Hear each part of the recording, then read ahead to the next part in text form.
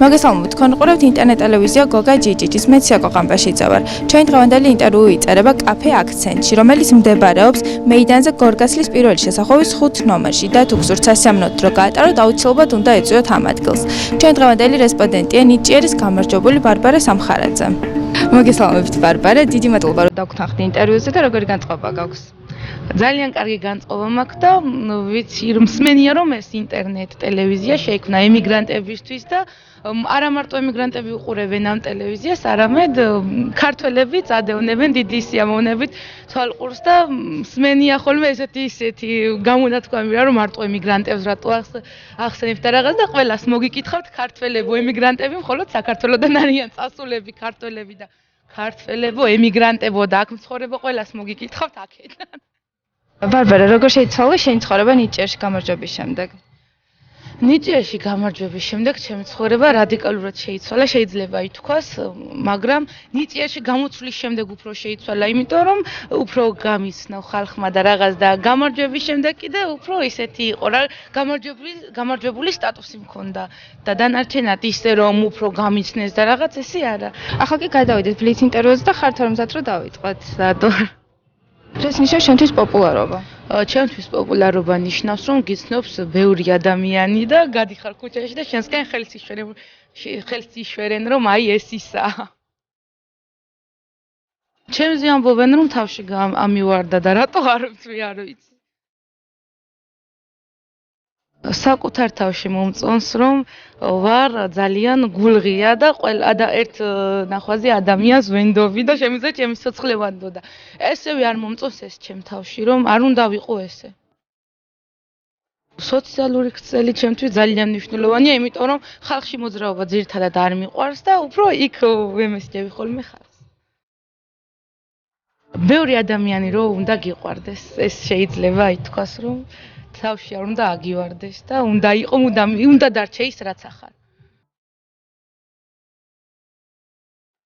ყოვლის შემძლე რომ ვიყო ალბათ ყველა გაჭირებულ ადამიანს დავეხმარებოდი.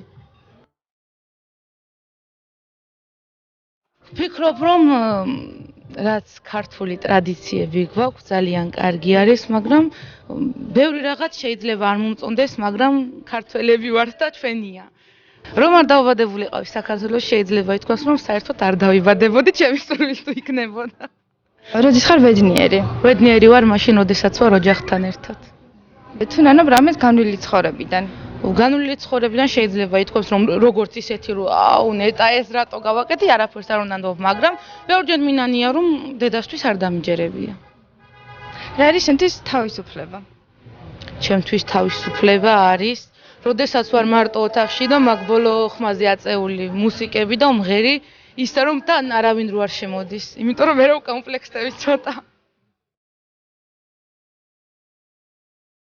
ვოცნებობ რომ მქონდეს ჩემი ხმის ჩამწერი სტუდია და ვწერე და ჩემს სიმღერებს, როგორც საავტორო სიმღერები მინდა რა, მე თვითონვე ვამონტაჟებდი, მე თვითონვე ვწერე და ვფიქრობ რომ ეს ოცნება არ არის, ეს არის მომავალი გეგმა.